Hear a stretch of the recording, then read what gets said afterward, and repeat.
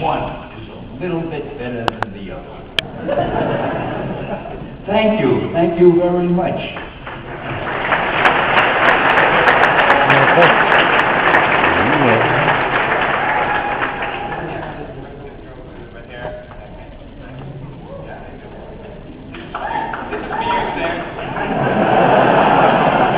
Son of a gun.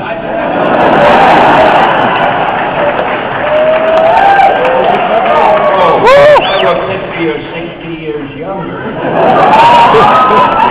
worry, I'm no use for that. One time, come on.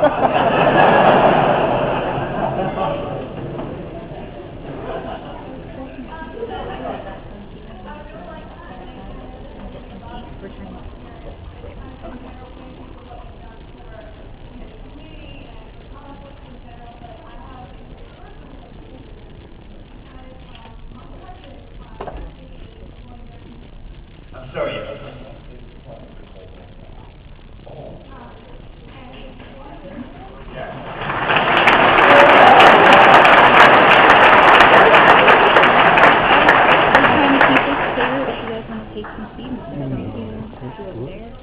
Wait.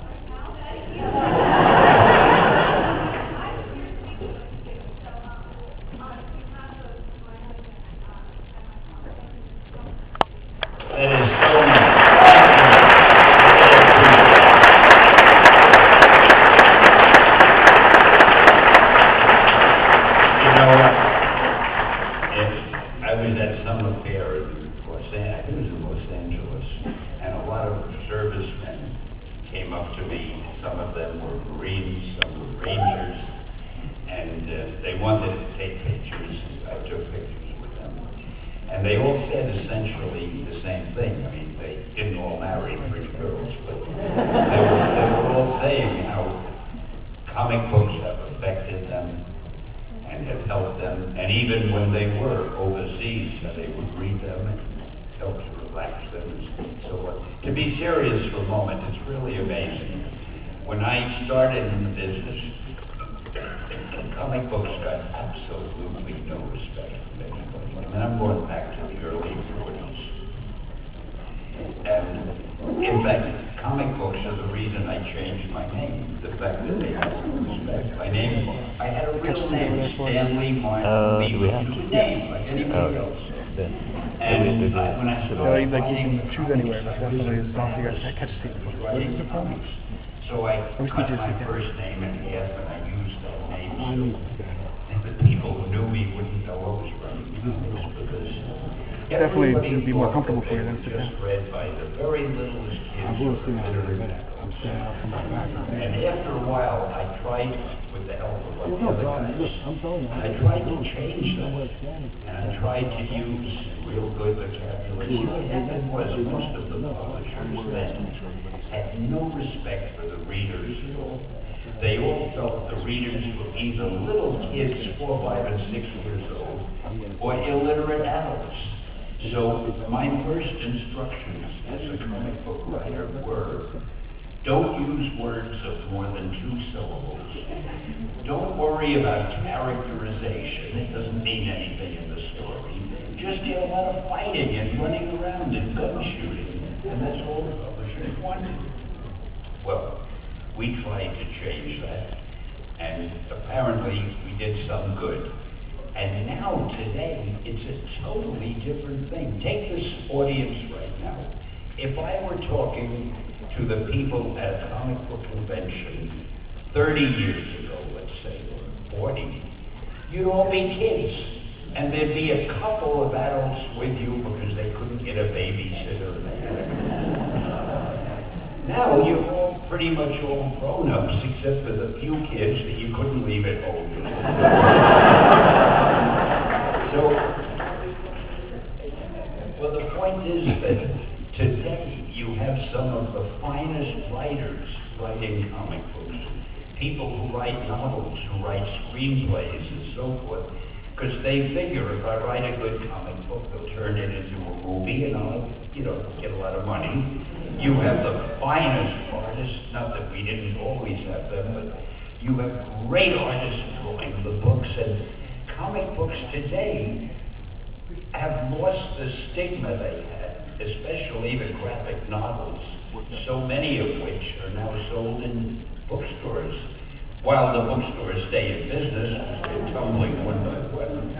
But it's amazing what has happened, and I am so glad that today, of course the movies did most of that.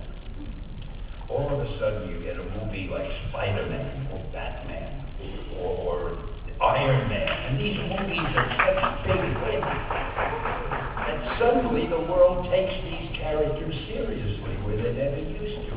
And now they're on a level with any legendary character, fictional legendary character. So I want to congratulate all of you for reading the things that are now at the very top of American culture and getting to be worldwide culture, and it just shows all your good taste, which is why you're enjoying listening to us.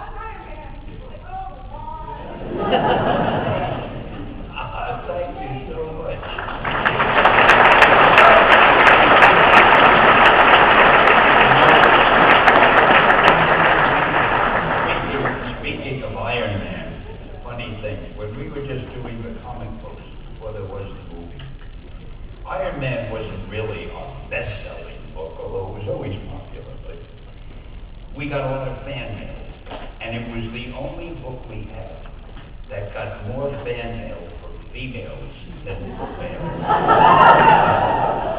For some reason, it taught me a lot about females. Females like men who were rich, who were powerful, and who had something that helps. But they also have to have something wrong with them like that. Where the female could say, I could nurse him. I could take care of that billionaire and make him But it is true, that was the one comic book we always got more fan mail from females than males. You can form your own opinion. Yeah, right here, yellow. Yellow, orange, sorry.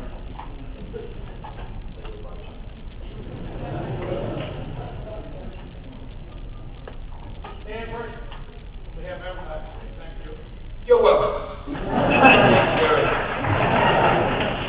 been speaking about this convention for about 2 weeks now, and I'm talking to all my, I'm an old guy, and I'm talking to all my old friends on Facebook, and they're like, who's Stanley?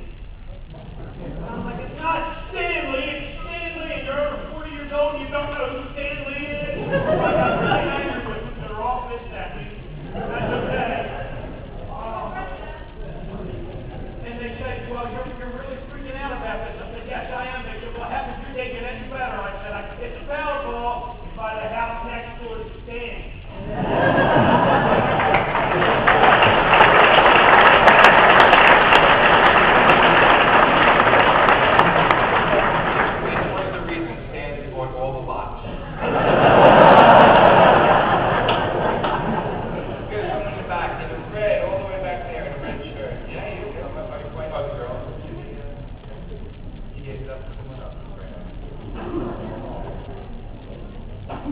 Dan likes the lady.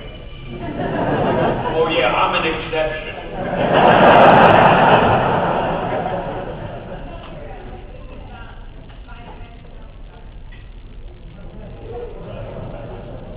You want my opinion? Well, believe it or not, I have not seen it yet. I saw a rehearsal before it opened, and what I saw was wonderful. I didn't like the music, but I didn't hear much music. But the guys swinging around, and when I saw the rehearsal, not too many of them fell down and got killed. I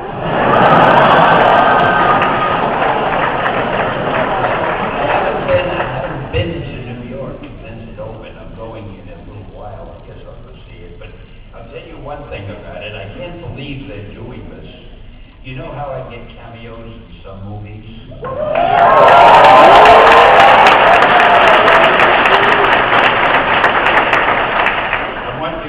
That applause and your enthusiasm, because I'm going to ask you something later. But at the moment, when the show was borning, I said to the director, I said, you know, how can I get a cameo in a show that's live? Because I would have to personally be here at every performance. I can't do that. So we thought a while, and I got a call some weeks ago from New York, and it was one of the producers, and he said, we figured out a way you could have a cameo, that they see you at every show. I said, how? Now, I don't know if they see me or just hear me, but he had me record a speech, and I don't remember the exact words, but it goes something like this. Welcome to the Broadway version of Spider-Man. Please sit in your seats and be careful not to.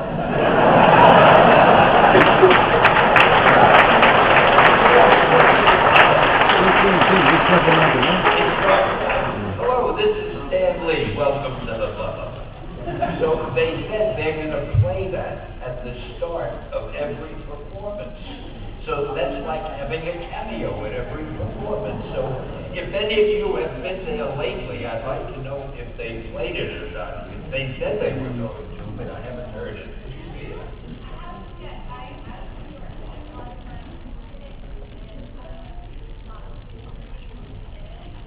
Well, you have to ask them if my speech is.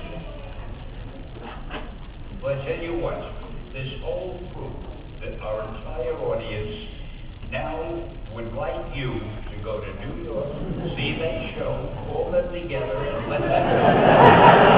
That's your responsibility. Thank you. I think they have to report in the bathroom. You gotta wash your hands, right? Do that one. Right here in black shirt. With the hair on your face. Again, thank you for being here. We really appreciate it. So many years.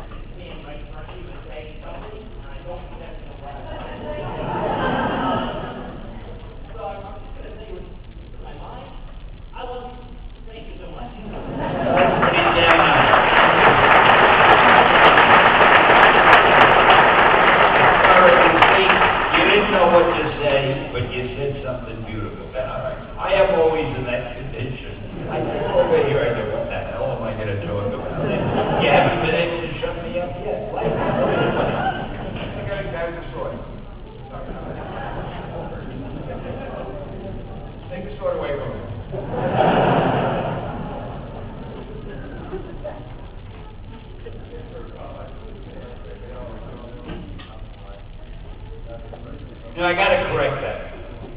I haven't done anything for anybody. He did it all for me. If what I did for me also pleased a few people, I'm glad, that's nice. I did it for me, guys. I'm only gifted.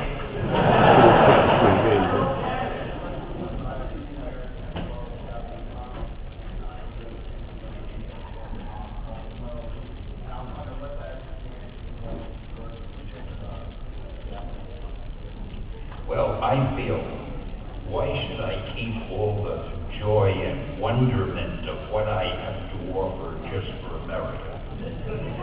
So, we got together, actually I was called by the people in Japan that wanted me to do a comic book with one of their artists. But he's also a writer. So I came up with AWSOME, and we did it. It's doing very well in Japan. I think there's an English version, but I haven't been following it. I don't understand the story at all. I mean, I gave him the beginning, I told him what it should be, but he took it from there. And I can't make heads or tails out of it. I think it's silly. The Japanese tell stories totally differently than we do. But they like it. I mean, it's doing well in Japan, and they're going to try to do an animated cartoon here. I hope it comes with a book of instructions. But it was fun working with them. And working with Japanese people is great because they are incredibly intelligent, hardworking, and very polite. And you have to learn to bow when you talk to them after every sentence, or you feel it isn't right. But now, I forgot, what was the question? Did I get you finished? Oh, you're finished? Okay, thank you.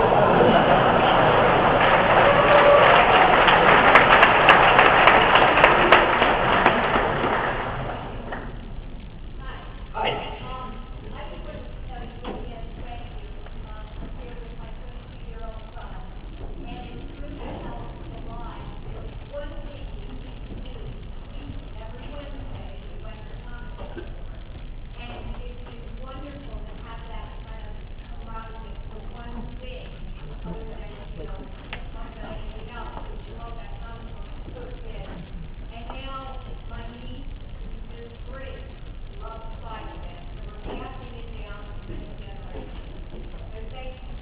Wow, that's so nice to hear. Thank you.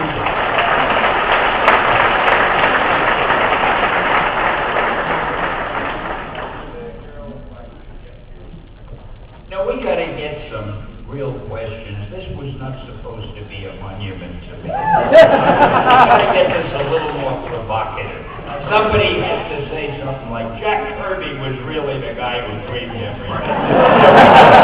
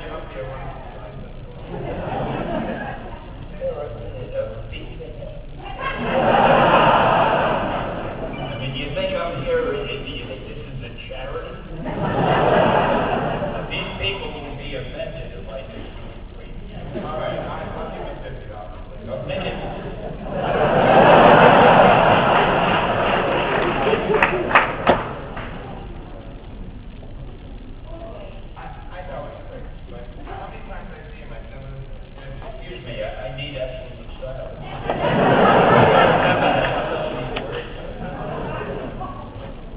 That's J-I-M-M-Y. Still is. There it is. I don't see it any better than I do. Give me Stan always says, Jack Kingsbury, every kind of, I'm Jolly Jimmy. Well, I tell you that's me.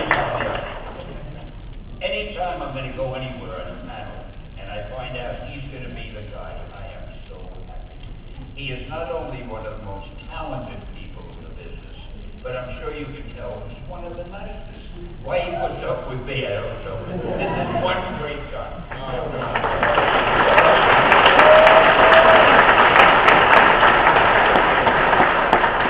And I'll send you the bill for the. Thank you, I know.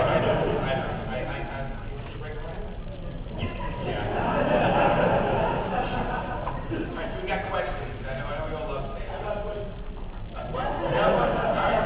right, okay.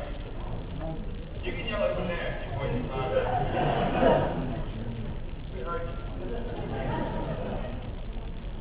Oh, this guy's going to be trouble, I can tell you.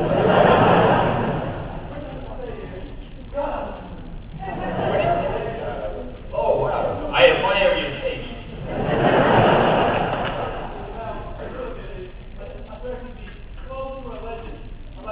What do you mean close to a legend?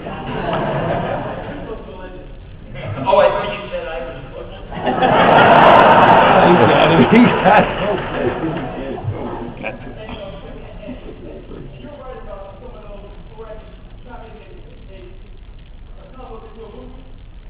I'm one of those guys who scratch planet. And I got two questions. One, what's your favorite comic movie? I read up reputation. And two,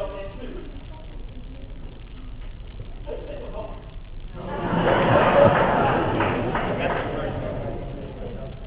How do I stay healthy? Right now, I think I have pneumonia. Yesterday, and I don't know what happened. I woke up, my nose is running, my head is spinning. Welcome to Baltimore. What do you I gotta get out of this town. But to try to answer you seriously, which is not easy to do because I'm not a serious guy, but I think the most important thing is you have to love the work you do. Because if you do, you don't get tired when you're working because it's like you're playing. I'm very lucky because I work with guys that I respect and I like, and they're all friends. The writers, the directors, the actors, the artists. So when we're together working, it's like you're with your best friends and you're having fun, you know? Other guys want to retire or do things that they haven't had a chance to do when they were working. They want to take trips and play golf and all that. I did that years ago. But there's nothing I would rather do than work with guys like this and all the people I work with. So I think, if anything keeps you healthy, it's the fact that you enjoy what you do. You don't have time to get sick, really. Now, your first question was different. What was that? I have no memory. I don't hear, I don't see, I have no memory. You got that $50 again, right?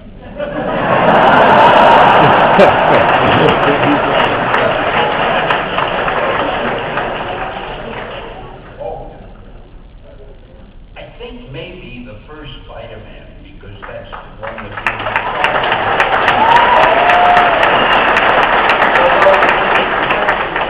because wait a minute, I think Blade came first, then Blade was wonderful. Then, by the way, the guy who wrote Blade, who's now a director also, and I forgot his name, a nice young guy, and it was the first movie he had done, and his whole arms are tattooed. One big tattoo on both arms. David Goyer, that's his name. And he's a great guy, but he was the first guy I ever saw who was that tattooed, which has nothing to do with what we're talking about.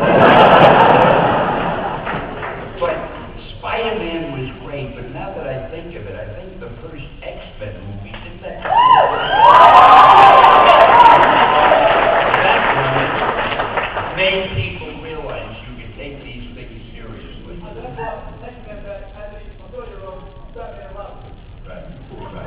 And then I must admit, Batman was the last Batman was a great weekend. You gotta always know when the competition is good, because that gives you something to shoot for. Better. Where do you see the Avengers?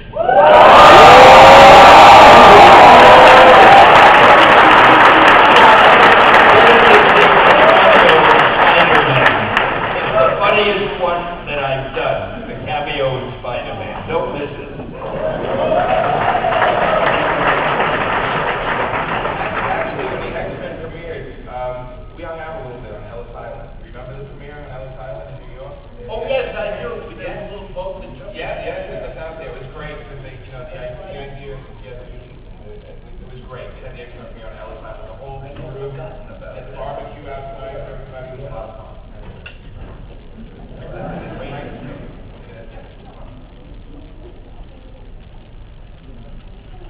Now, before you start, I don't want you to be nervous, but you have hundreds of people listening. And they're all saying, well, I hope he's got something worthwhile to say, because I would like to talk.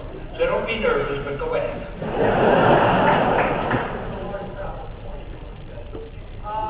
First I'd like to say thank you because of your work is inspiring me to become a writer. I'm in college right now.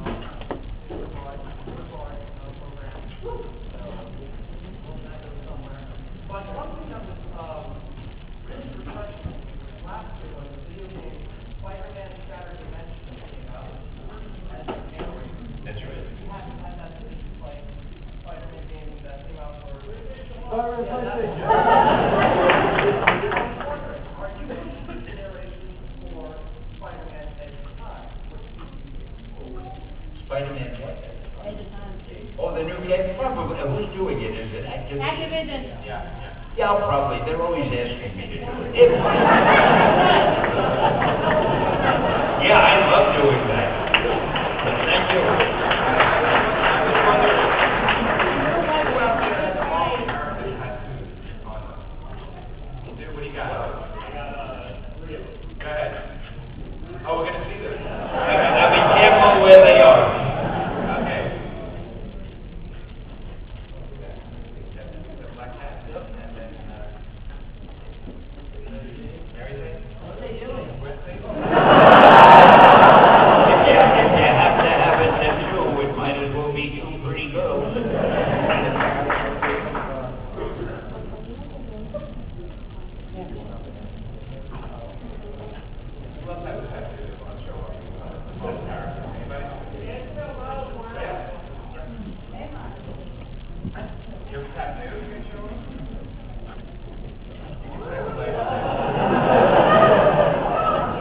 This could be interesting.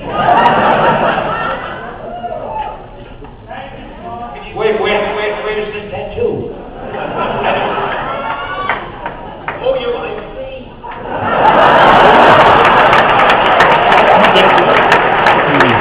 No wonder you walk down so proudly and watch. That's all we're going to get? Hey, thank you. I thank you and the X-Men thank you.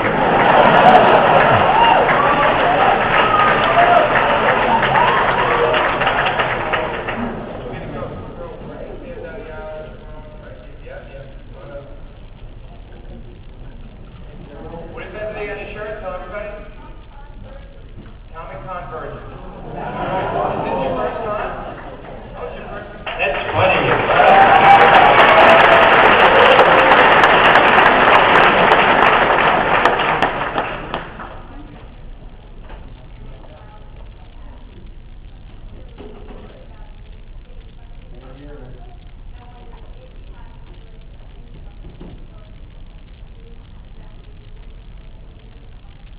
Well, when you say a choice of any comic book in the world to be sucked into, what do you mean by being sucked? You mean be a character in the story?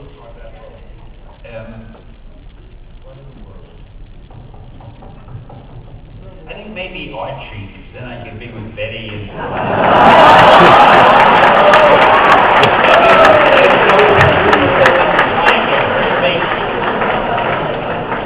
I don't know, I never really say the Fantastic Four if they still had the same characters, and they never know what Marvel. Iron Man was great. I'd like to hang with Tony, whatever his last name. He was testing you on that one. And by the way, I got to tell you that Robert Downey Jr. is one hell of a nice guy. In fact, it's a funny thing, you know. A lot of people say Hollywood is rotten. They're all backstabbers and conceited, and they won't do you a favor. I've been out there a long time. Everybody I've met is nicer than the last guy. Chris Evans, you couldn't find a nicer guy. The directors of these movies, I'll tell you one thing. Tobey Maguire, no, not Tobey. Sam Raimi. Sam Raimi is the only, and he's wonderful. He's the only director in America. All these directors, when they're on the set, they look like they're part of a ranger team attacking somebody in Afghanistan. Their old clothes and dirty and sloppy shoes. Sam Raimi wears a suit and a tie every day.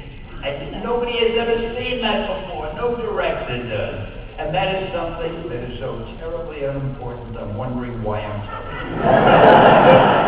Sorry, I interrupted whatever that nonsense where You're no longer a Comic-Con person. Oh, you're an old timer now. Thank you. Good talking. Oh, I got something I got to tell you. Because we may have to go in a few minutes, and I didn't. You remember I said I was going to ask you something. Now, you know that I've done a number of cameos. Don't you feel that the Academy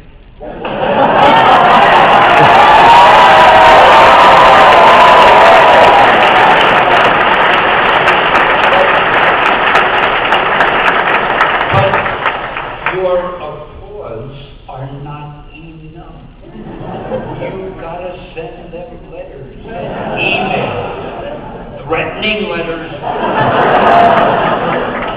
They've got to have an award for the best cameo of the year, or maybe for the most. So I leave that to you if you want to prove your sincerity about how grateful you are for the wonderful things I've done for you. Here's your way to show it.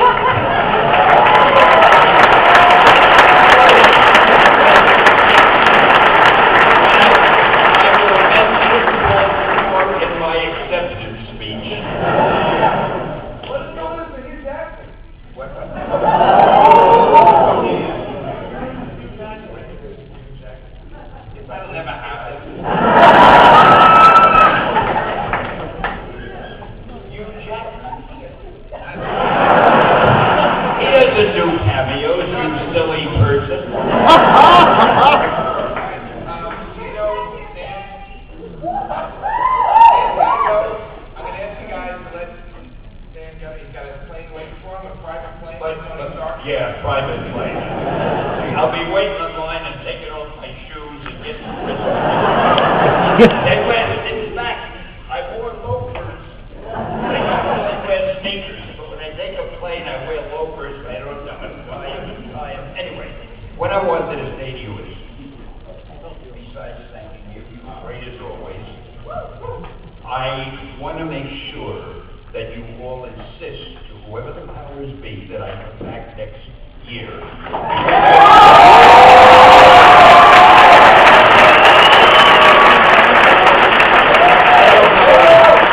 I don't know if somebody is paying you off, but you're the greatest audience anybody could ever have. And thank you from the bottom of my heart.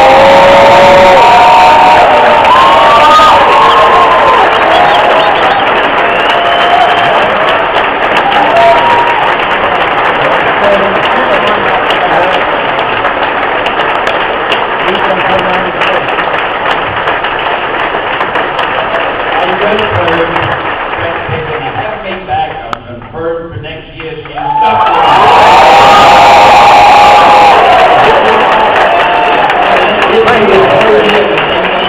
Oh, right here, no.